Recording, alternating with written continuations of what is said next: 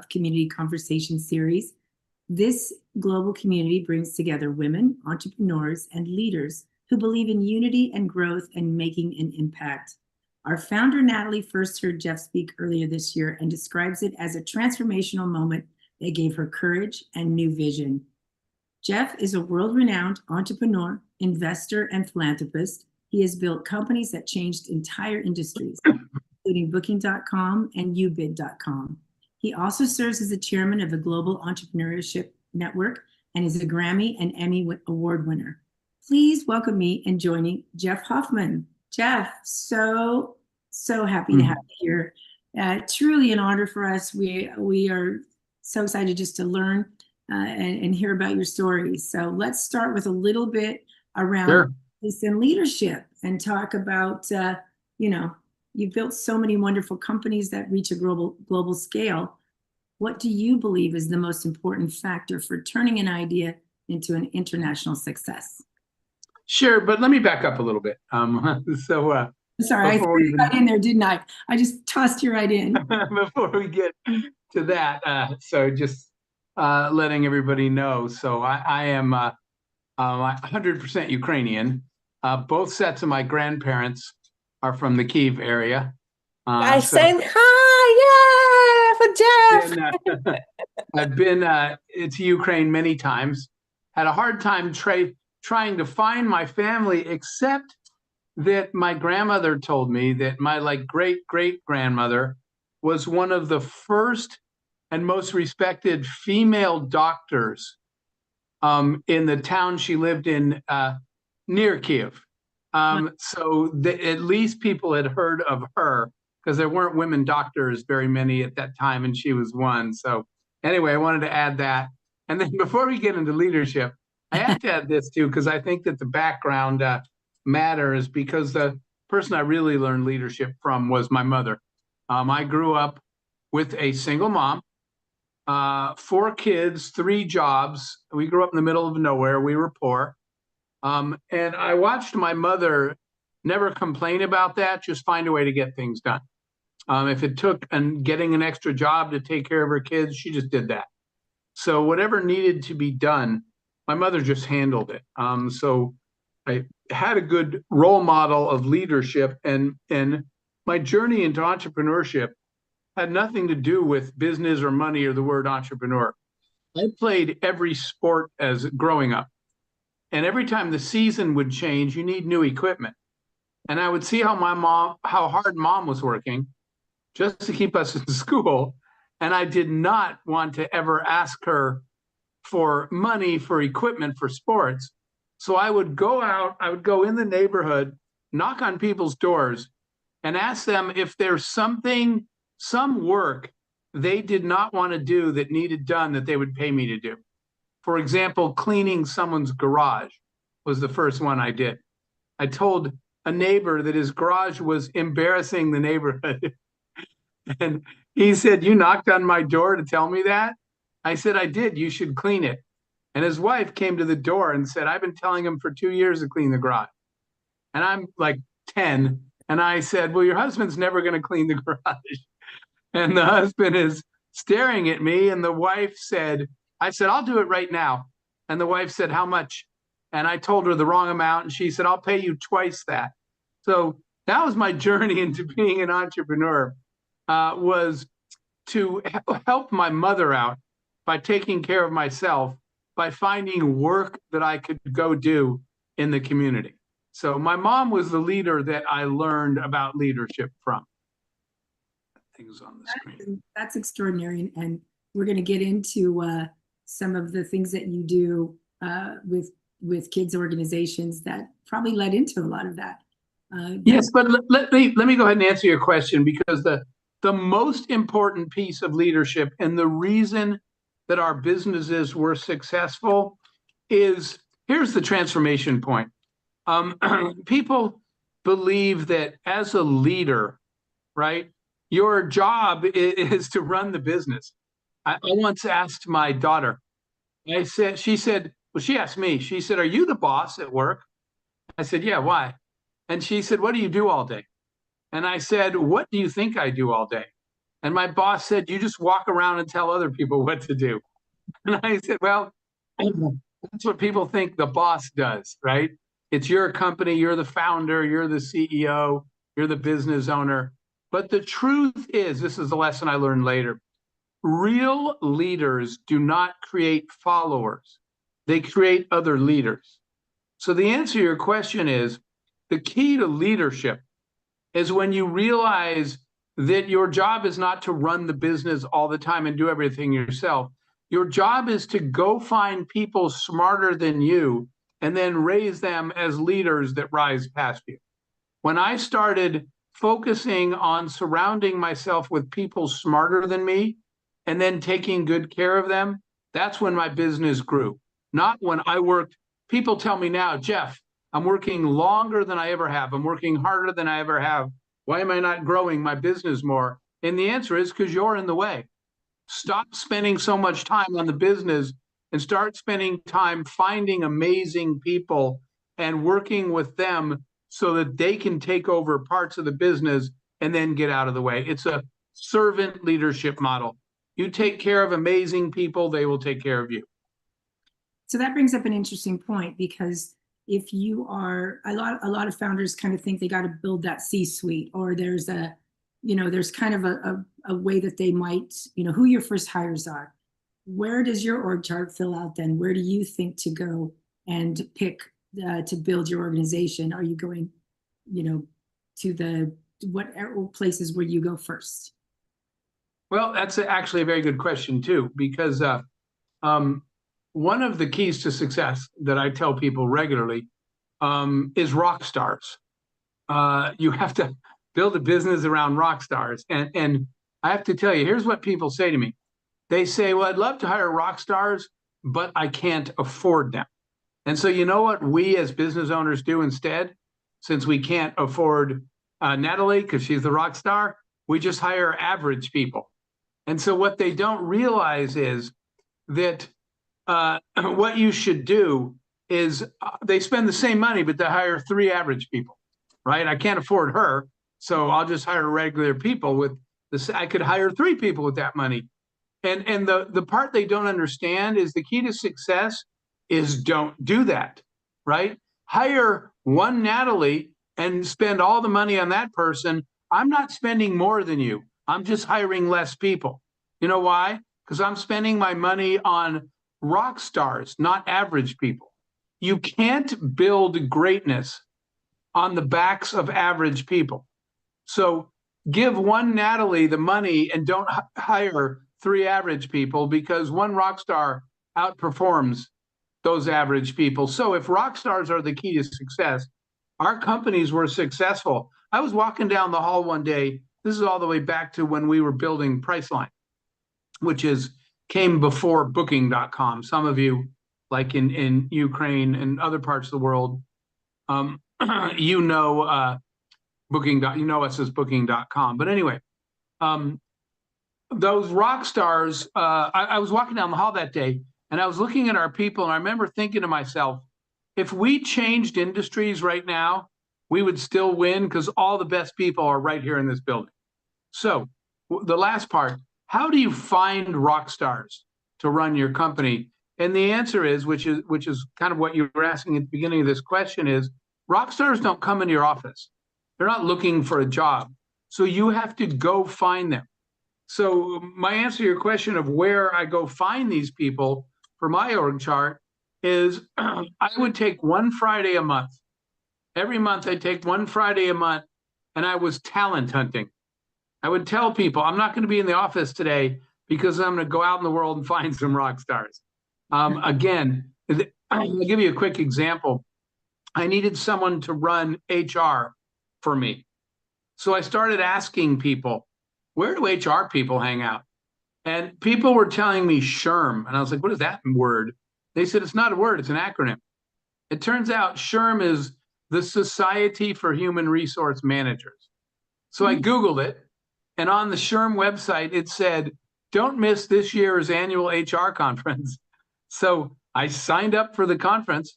I went to the conference. There was about 1,000 people. Everybody had a green badge but me.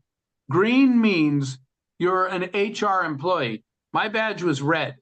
And when I went out on the floor at the conference, there's 1,000 people with green badges, and they're all like, hey, why is your badge red? And I kept on saying, because I'm not in HR, I'm a CEO. And they kept saying, if you're not in HR, why would you come to the HR conference? And I said, because there's 1,000 of you and one of me, and somebody is coming home with me. That's how I found the woman that ran my HR, because I started asking people, who's the rock star HR person here?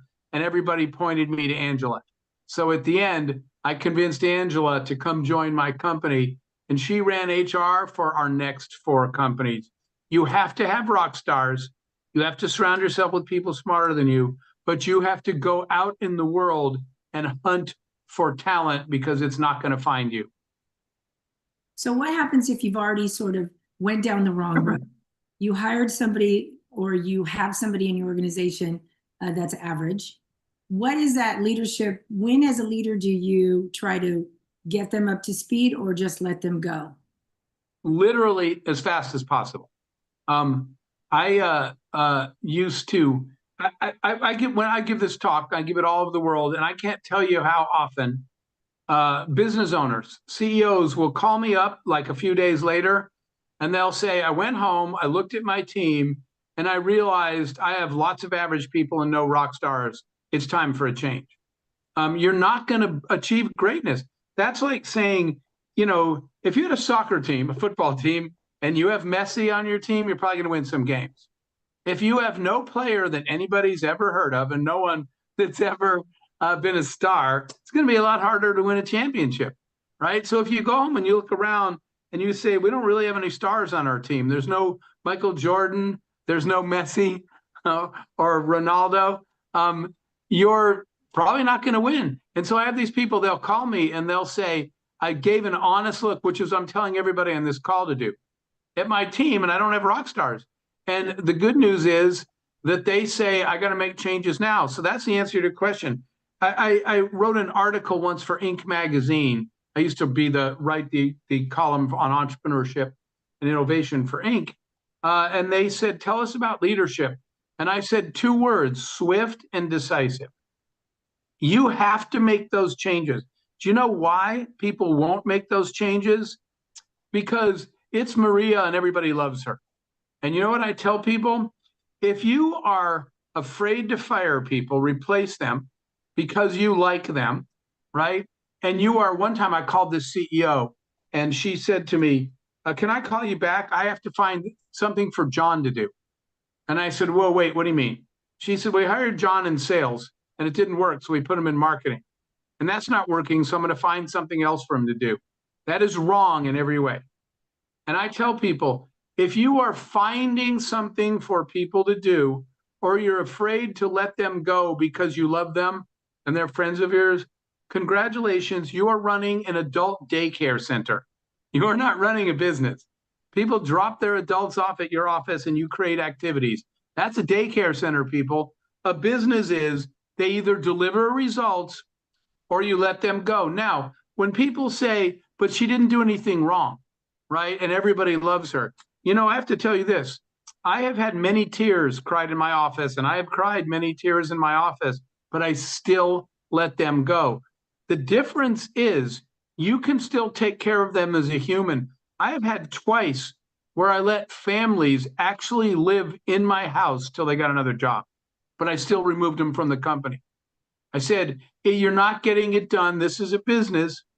And unfortunately, I have to find someone else. But I know you have tough times financially. So if you want, you can live in my house and eat my food, or I'll loan you money. I'll take care of you personally, but you can't be part of the business. If you're not tough enough to make that change, you're not a leader.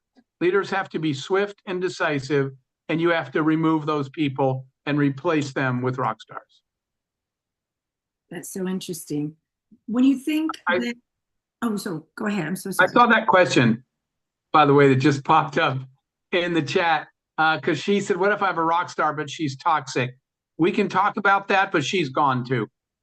Culture and values supersede everything, not KPIs and work performance. Rock stars are attracted to culture. So you know what happens to everyone else in your company, including your other rock stars? If your rock star is toxic and you still keep her, you lose all credibility. They're like, she only cares about making money because she's allowing this toxic person to treat us and treat everyone else this way, and she does nothing about it. Rock stars that are toxic gotta go too. Your values, your culture, that's what you lead by. And if people don't support, respect, and live the culture, no matter how good they are at their job, they can't work here. So in that same vein, rock stars, culture, values, how do those all bring together to scale? Well, I mean, that's a much bigger question. Are you asking the question, what does it take to scale? Well, I think it's, yeah, what does it take to scale? Because that's about 7 different things. I know, right? So yeah, it takes to scale. But this was certainly number one, which is number one is that you as the leader have to let go. In order to scale, you have to trust and empower those rock stars, those people. When people tell me, well, I'll give you an example. People, one day I was at lunch with some other business owners. And we were talking about business, and one of them was reading a document. I said, "What's that?" And he said, "Cash flow statement." And he handed it to me. And I looked at it for a second and gave it back. And he said, you can't read that? And I said, "Well, I'm a marketing guy. I'm actually an engineer by trade. I'm not a finance guy." And he said, "Right, but you're a CEO. You're the business owner." And he said, "You have to know everything that's going on in your company is your money." The other CEOs all nodded. And you know what they said to me? "Yeah, if you own the business, you better understand everything going on in the company." So I felt bad. And I actually went to the bookstore and bought the book, Finance and Accounting for Non-Financial People. And I was all excited. I'm going to go home and I'm going to learn finance. And I got home and I opened that book to page 1. And I thought, this is one of the stupidest things I've ever done.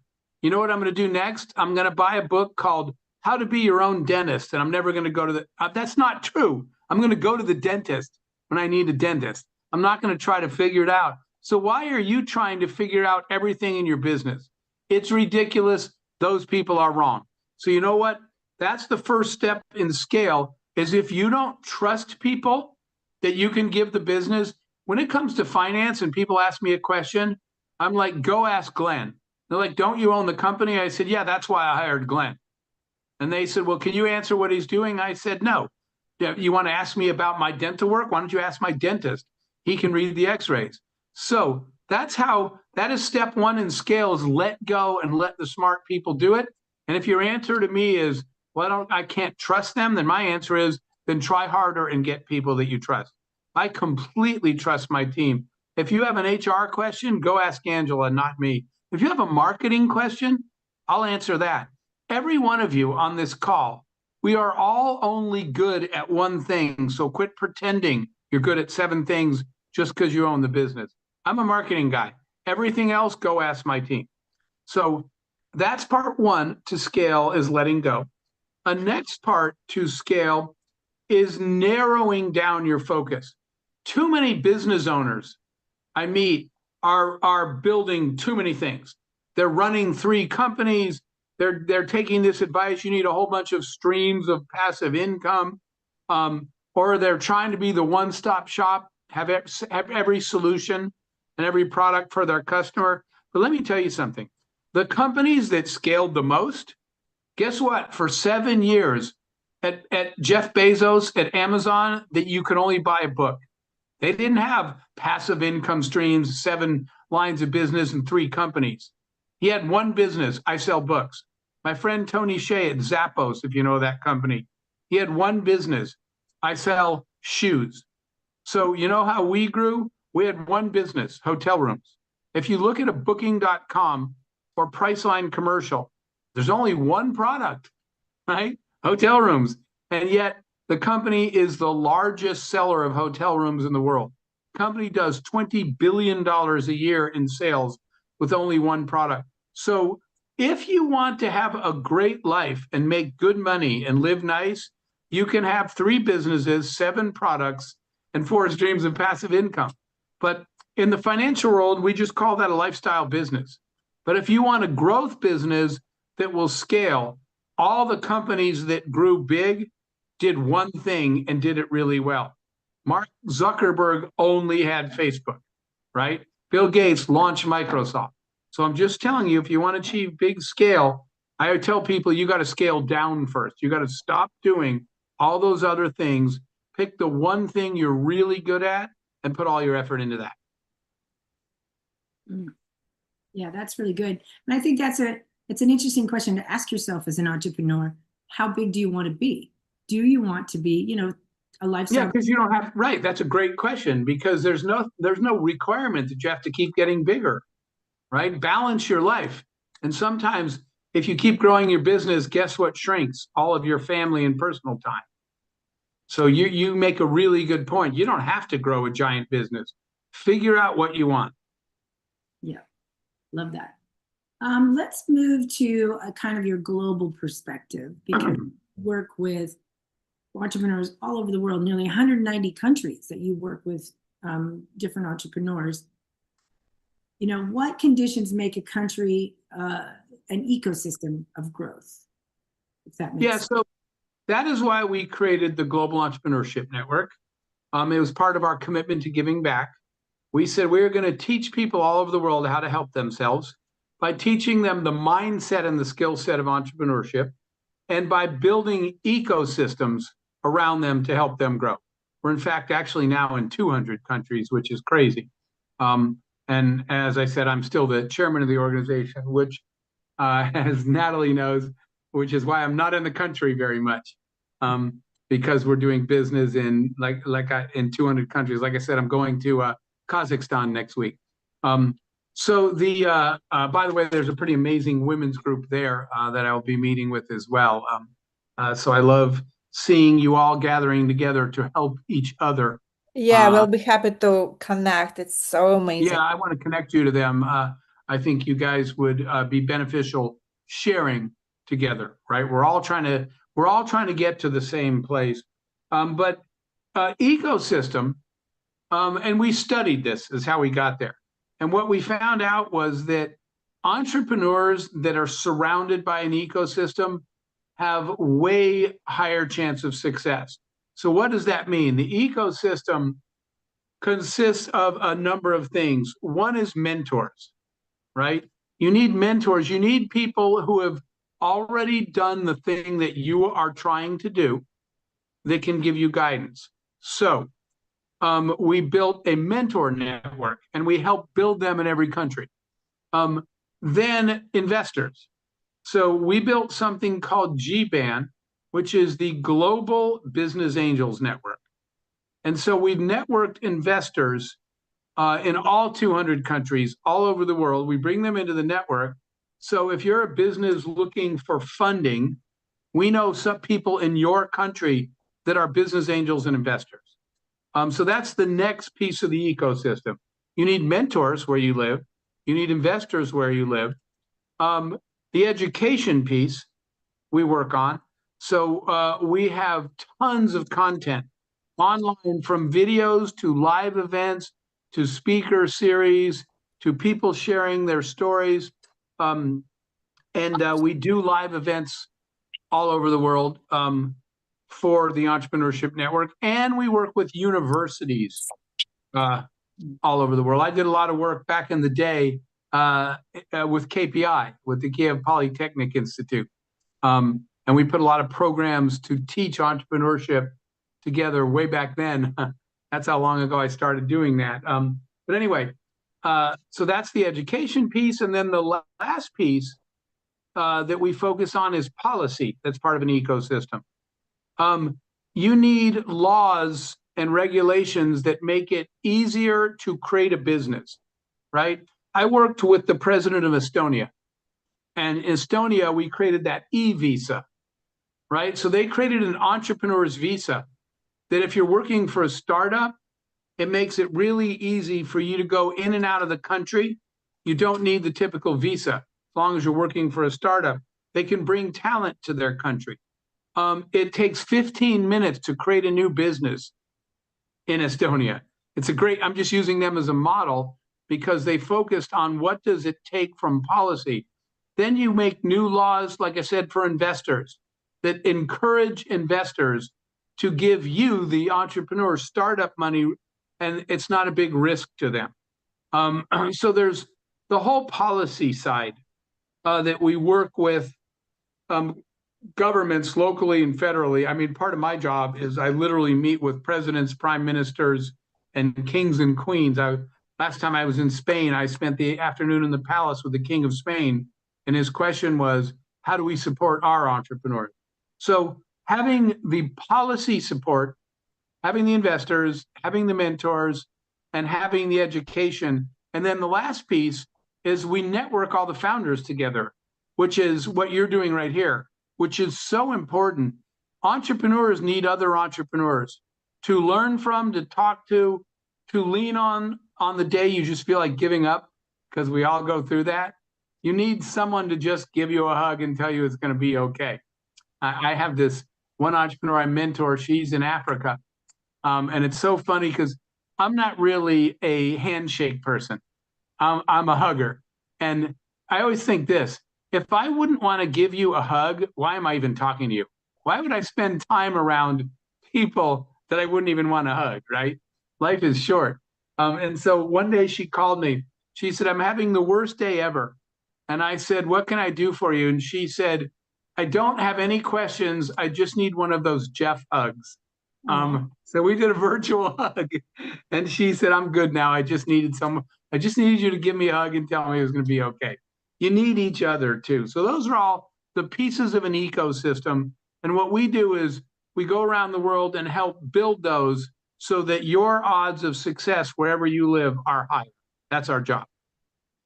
That's amazing. That's just makes everybody feel so good just to know that that support is out there and that you're doing that. And my next question was going to be around Ukrainian women entrepreneurs looking to connect with international networks and investors. You answered some of the question, but maybe just can you speak to Ukrainian women and sort of what, some advice that they can connect and get with, their networks and investors? Yeah, I will follow up with you guys and send you some info on our organization so you know who to reach out to. I'll send you the names of our people there that you can connect to. And so our teams in all 200 countries are locals. So we have people on the ground in every country. You should talk to the people that we have there. I don't have that in front of me. So I'll follow up with you and give you that information. That's wonderful. And what's the structure? Do you have offices or is it more of a virtual community? Nope, it's not virtual. It's both. We have virtual, but we have people on the ground in every one of those countries so that we can hold events, teach classes, do mentoring. You have a place to go. So our people are in offices in every country. That's wonderful. And I'll give you that information. Yeah, that is really, really wonderful. I think there's a lot of people that will listen outside of even our network that's going to love to hear this, that's available. So let's move to the personal and inspirational side of what we were looking at, because we know that outside of your business and then you're working with entrepreneurs, your World Youth Horizons is such a big passion of yours. Tell us more about that and what that looks like. Yeah, that's so I'll add a layer on top of that when you're working really hard, which everybody here is, right? And when you work really hard, there's a sacrifice. You pay for it and your time, your health pays for it, your family and your friends pay for it. When you're an entrepreneur and you're working really hard growing something, there's a price tag for that. There is a sacrifice. So the question is, why are you doing that, right? Because in the end, and I will tell you that I was, just very blessed that I was in my 20s when I launched my first startup, and my first startup was successful. As I know a couple of people know, when you I was in the airport, I was waiting in line. Back then you had to speak to an agent at the counter to get a boarding pass. You checked in and they gave you a boarding pass. And I was checking in. I was waiting in line, and the line was an hour and a half long. And I missed the flight. And I stood there and thought, this is ridiculous that we have to stand in line for an hour and a half just to get a boarding pass. So I went home and I said, I'm going to figure out how people can check themselves in. And so today, if you go to the airport, and you guys should know what I'm talking about, there are kiosks in the airports where you can check yourself into the flight. And they're pretty much in every airport in the world. That was my first invention. So I was very blessed that my first startup was successful. And I, you know, again, I'm not a materialistic person, but I made millions of dollars when I was 20-something years old because I invented something useful. But the downside to that was after that, I was sitting there one day and I was thinking, that's it. Because I'm not pretending that, you know, making a bunch of money doesn't have good sides, but it isn't the answer, right? It also brings a lot of negative things. But in the end, I was thinking, people were saying, congratulations, you made it, you're successful. And I kept thinking, that can't be all there is to it. It can't just be that, right? And so I realized something. Everybody's trying to be successful. They're trying to get there. And this is what I realized. Success is not the destination. Success is a platform. And it's a platform that finally lets you do the stuff that really matters in your life. So working hard and building companies, right, that I thought was the point of it all, wasn't the point, and it wasn't the end, it was the start.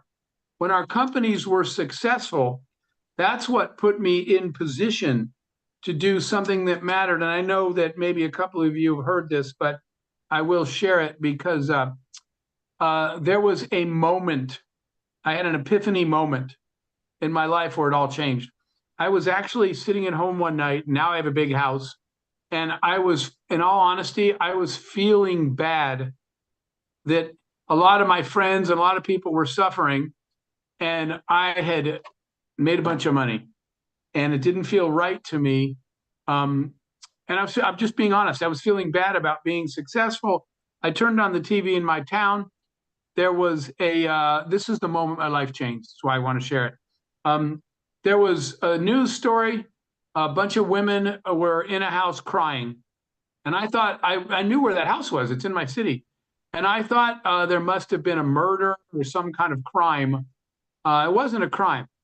It was two women that had been abused, bought a house, and they were telling other women that abused women in town, finally, you can leave him, just come live in this house, right? You can come live here for free. Well, so they were finally giving women that are stuck in an abusive situation because they have no money and no family a place to go. The problem is that wasn't a very good plan. 4 months later, they had never paid their mortgage and they were all being kicked out and the house was being foreclosed. So I'm watching this on the news and I said something that everybody that sees a problem says. When you look at a problem, I said to myself, man, they should help those women. And so every time you see a problem, you know what you do? They should feed those kids. They should help those women, right? And all of a sudden I had this realization. If everybody watching these women crying is saying they should help those women, who's helping them? Nobody, because we're all saying they should help them. So I got up and I wrote something on the board that's still on my wall. It's the reason that I don't retire, right? When people say, why don't you retire? And it's because of this. I wrote on the wall, there is no they. They're not going to save those women. You are. I am. And so I realized all of a sudden that the money I felt bad about having earlier that night, I was like, thank God that I work really hard, take really good care of people, right? And my businesses were successful because I realized something. Wait, I can help those women. And so I went the next day and I basically paid for the entire house. And I put in a security system and a daycare system so the women could get jobs. And when I was done with all that, the woman that ran the house was on the news. She was crying again, but the news reporter was like, I did all this anonymously, by the way. I didn't want my name attached to it because the story shouldn't be about me. The story should be about communities taking care of their women. And so the woman on the news was saying this is what she said. She said it was a miracle. Some anonymous man just came in here and paid for everything, and we're all set now. He paid off the house for us. And I turned to myself and I was thinking, it's not a miracle. It's just hard work. And so I wrote down something else that's on my wall today, which is your success is someone else's miracle. And so that's what drives me. The more profitable businesses I run, the more women I can find a home for. And so that's what led to World Youth Horizons, which is my personal foundation. But our mission actually is raising abandoned children. So I'm raising abandoned children around the world. Just a really quick example. In Uganda, they had a civil war and the parents killed each other. And there were children just left in the jungles to die. So we went over, got them all. I buy land. I build them homes, right? We raise the kids in these homes. We send them to school. We teach them to farm and grow and harvest crops. They eat half, they sell half for sustainability. And so like we do that in Africa, we do that in the US. Somebody asked me I was just in Uganda with our kids, and somebody said, how many kids do you have? And I said, 110. That's just in Uganda. And she said, what? And I said, I have 110 children. It was just dead silent in the room because I didn't explain for a while. And by the way, if any of you, 2 notes, if any of you ever want to mentor the young girls we have, because we have lots of young girls that are in these homes that I can't mentor. They need you. They need women to talk to. Anytime any of you are over in any parts of Africa, there or Ethiopia or Kenya or Nigeria, you are more than welcome to go give love to our kids as well. So I spend most of my time now on my nonprofit on raising all these children. But if I had not run successful businesses, I would not be able to do this today. That's the connection. That's wonderful. And I think that that's something that Sol has talked about, doing some of those mentorships. And that's something we'd love to talk to you about in the future, just where we could plug in and help in certain areas. We'd love to be involved in that. I think you definitely could. Yeah. So it brings me to this kind of point around, you've succeeded in all these areas, but you've had to balance all these areas, and you've talked about it pretty good. That's one thing you're wonderful at being interviewed, because you answer the question completely, and it doesn't, so it's wonderful to have that.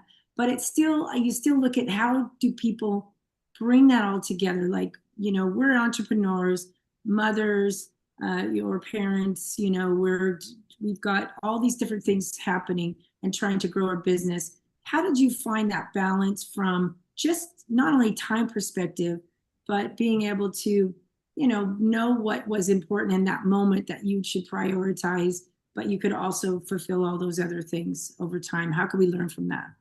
Yeah. So the first step is recognizing that balance never happens. If it does, it happens for 10 minutes, and then one of your kids falls down and has to go to the hospital. Or your car breaks and it's going to cost $2,000. So quit. The first step is to release yourself from the mental and emotional prison of thinking that you're ever going to get it all right and that it's going to stay that way. Okay? That's step one, because we hold ourselves to this standard that's never going to happen. So quit worrying about it. People are worrying about it. You have it worse as women. You are supposed to be super mom, super wife, super CEO, right? Super daughter. You're never going to be all those things. No one is going to be the perfect mom, the perfect wife, the perfect sister. You know what's going to happen? You're going to get it wrong sometimes. You're going to make mistakes. So step one that I learned, because I was trying to do that too, but I'm just saying it's harder for women, the expectation. We all know what the simple truth is historically. If a man's really focused on business and less time for the family, that's a responsible man who's trying to take care of his family. But God forbid if a woman does that, she doesn't care about her family, she just cares about business. The double standard's ridiculous. So here's the first part of balance. Quit holding yourself to an unrealistic standard. You are never going to be perfect, so stop trying to. Now, here's the second part, though. Realize that doing your best is pretty damn good. Just give it your best shot. And you know what you do? If you come home one day and say, I was supposed to be, you just will come home one day smiling and saying, all right, I was a bad mom today. This meeting ran long. I should have been home earlier. I promised I was making you guys your favorite dinner and I didn't show up.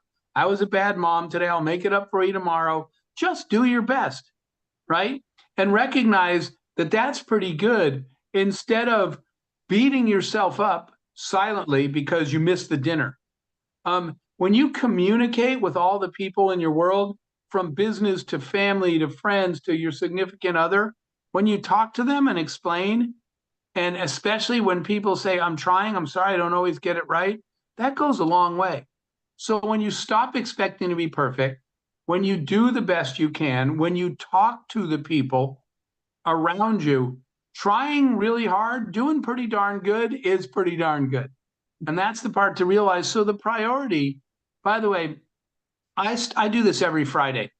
Every Friday, I sort of look at all the parts of my life, right? Did I talk to my mom this week?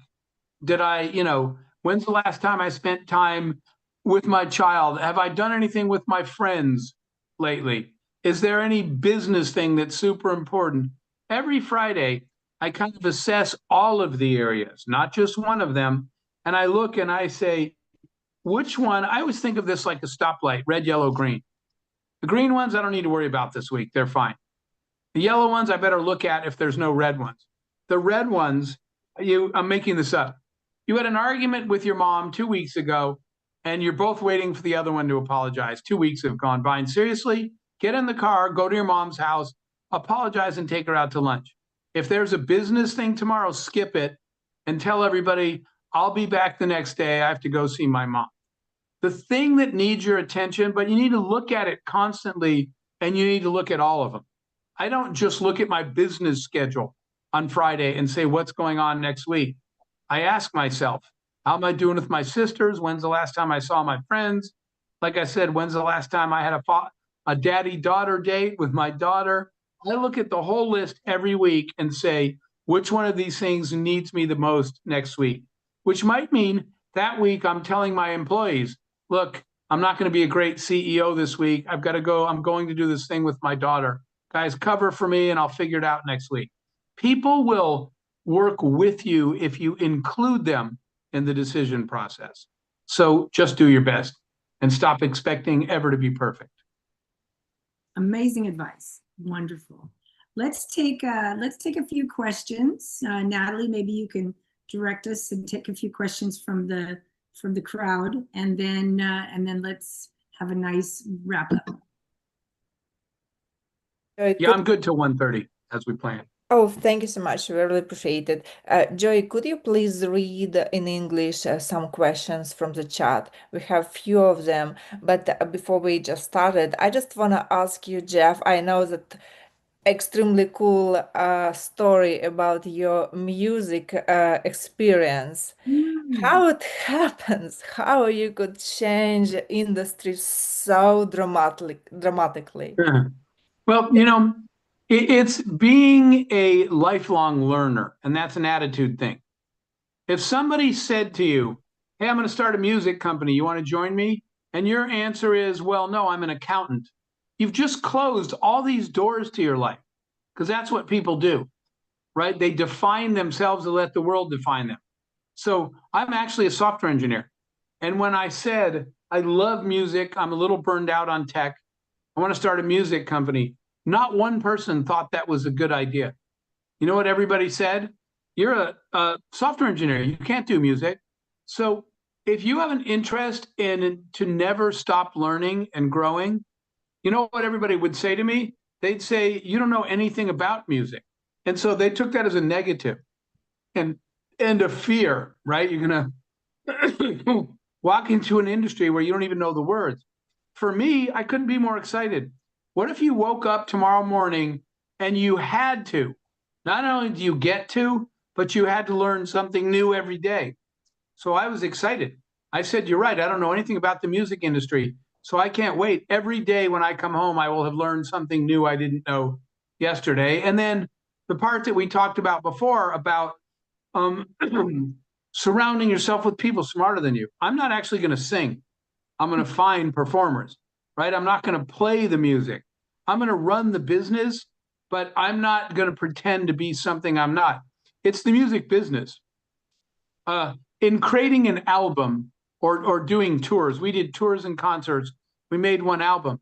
In creating an album, there's a whole bunch of business tasks. It has to get financed. You need studios, you need equipment, you need engineers, you need mastering, you need marketing for the music. In the middle of all that, you need someone to write the music, sing it, play it, tune it, right? There's a job for me on the business side. There's a job for creative people. I need to once again go get a team of really talented people and then just do my part to the thing. And so that's what led to, but I love learning something new every day. And in the end, we only ever produced one album. We produced a lot of tours. We did and concerts. We did everything from NSYNC to Britney Spears to Backstreet Boys, Elton John, Beyonce. But we made one album and won a Grammy. So it was a little crazy for me because I am a software engineer, and there I am in Hollywood on the red carpet in my designer tux, which I would never have worn anywhere else. And we got nominated for Grammy, and we won a Grammy for. It was kind of funny because I'm on the Grammy red carpet with all the hundreds of paparazzi taking my picture, which was crazy. And someone said, "How do you feel right now?" And I said, "This is the dream of software engineers." They're like, "What?" And I said, "Never mind. I'm talking to all the people that told me not to try something new." And here I am standing on the, not that that was a dream, but so the answer is it's exciting to learn something new. But most people will tell you, you're a blank, you're an accountant, you're a whatever you are. And so you're supposed to stay in that lane. You literally hear people say, stay in your lane. And I was like, I am doing my lane. My lane's the marketing, but I want to be driving next to people in completely new lanes so I can learn from them. You should never stop learning, and you should challenge yourself to try new things so that you keep growing. I have a feeling that if I did the same job the whole rest of my life, I probably would have been pretty bored. That brings us to a question from the community. Katja says, who can be a mentor and how to choose a mentor? Anybody can be a mentor because the needs for mentoring are all over the map. You know, it's not just what you think in the startup world. You know what mentorship we get sometimes? Someone will call me and say, my husband, my kids, my friends, everybody's mad at me, but I'm so close to making this business work. Do you have any advice?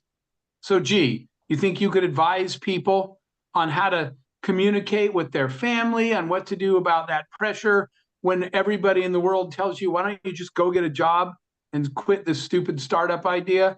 You're a mentor, right? Because you've been through that. So everybody can be a mentor for different things.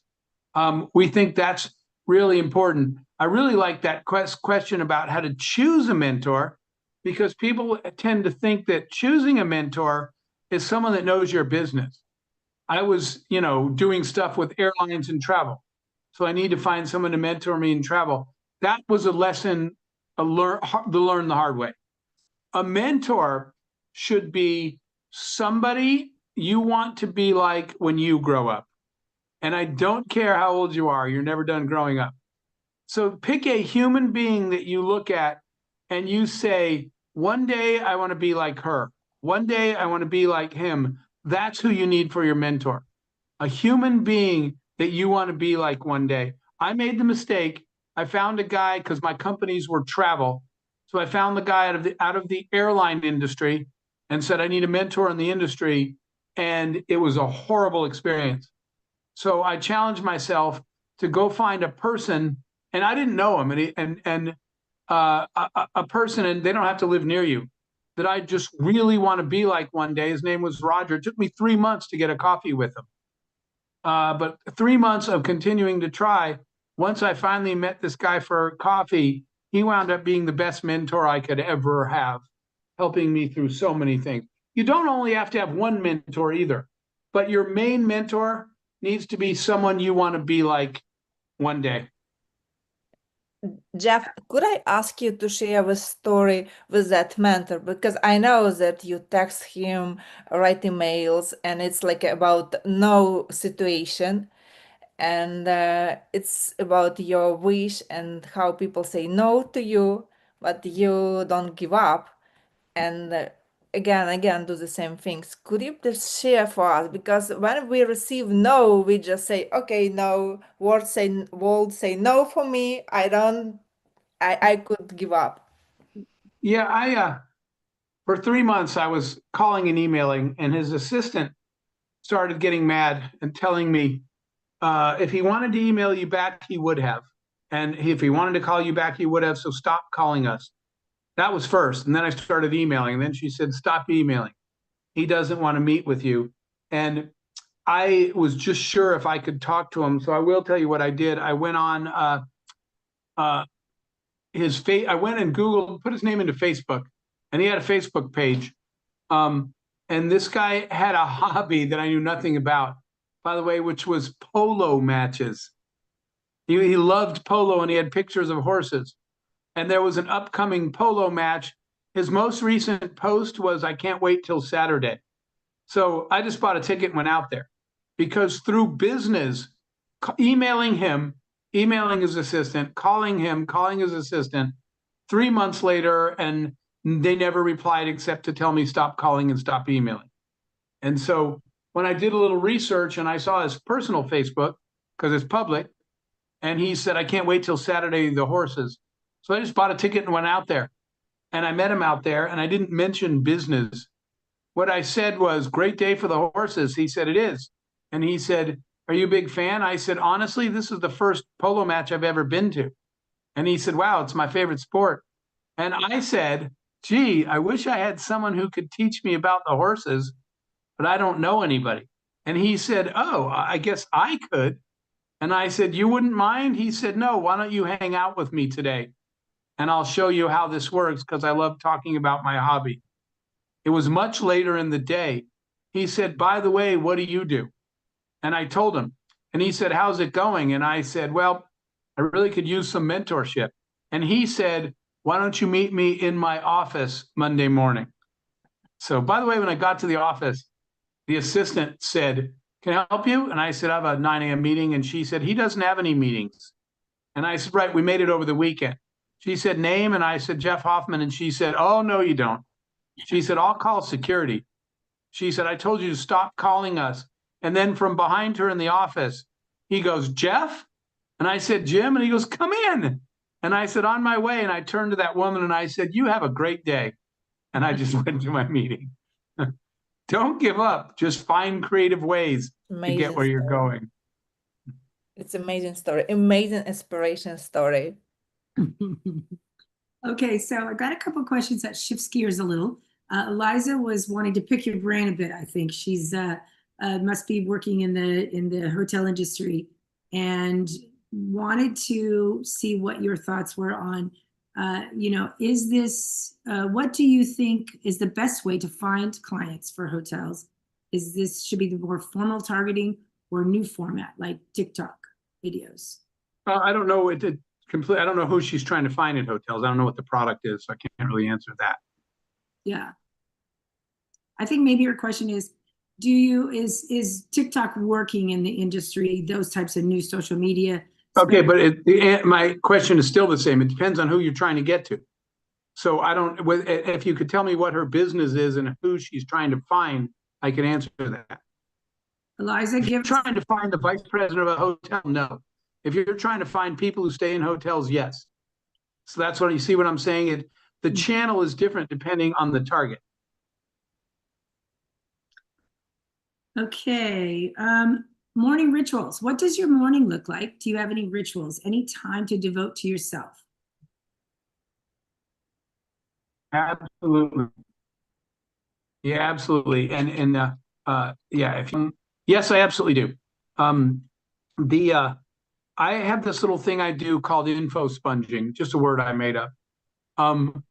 I take the first 20 minutes of every day, and you should try this. for the first 20 minutes of every day, you do not work for your company, you do not work for your industry. For 20 minutes every day, I go try to learn one new thing that I don't need to know. If I'm in healthcare, I might read a story about what's happening in the hotel industry, right? The next day, I might read a story called Doing Business in Africa. I don't even do business in Africa. Every day I learn one new thing outside of my business, and then I write down one sentence of what I've learned. And the reason I do that is knowledge is like puzzle pieces. Every new thing that, okay, Liza, I see your comment. Every new thing that you learn is like a puzzle piece. And so if I were to give you just one puzzle piece or three and say, what is this puzzle? You'd say, I have no idea. But if I gave you a new piece of the puzzle out of the box every day, one day, and you would be assembling those pieces and you would say, okay, I see what's coming. This puzzle is a castle, right, in the British countryside. That's how knowledge works. Keep collecting pieces of knowledge from all around the world. And one day you will see patterns before anyone else in the world sees them. That's how some of our best ideas came up.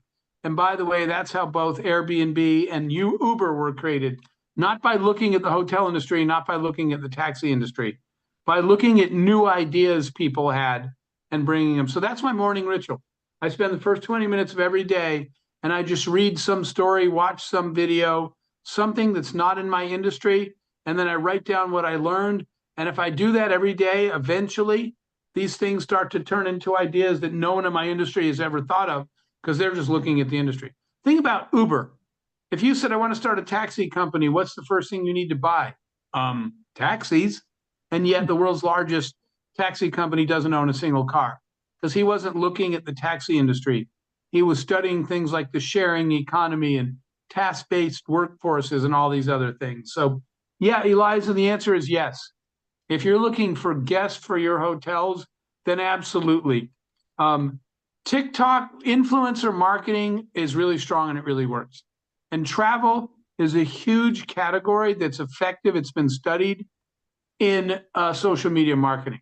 So having TikTok influencers talking about your hotel, more importantly, you reaching out to them, inviting them to your hotels, paying for it, it has to be free, but asking them to stream video from your hotel and talk about how great it is, that has launched a lot of properties that way. So yes, you want to do TikTok, you want to do Instagram, you want to do all this stuff with influencers by inviting them and then asking them to stream while they're there. That's what they do in exchange for you for you comping the trip. You don't pay anything, you give them some great treatment and they'll stream about you. I think we probably have time for one more. All right, let's see. Just a real quick follow-up too.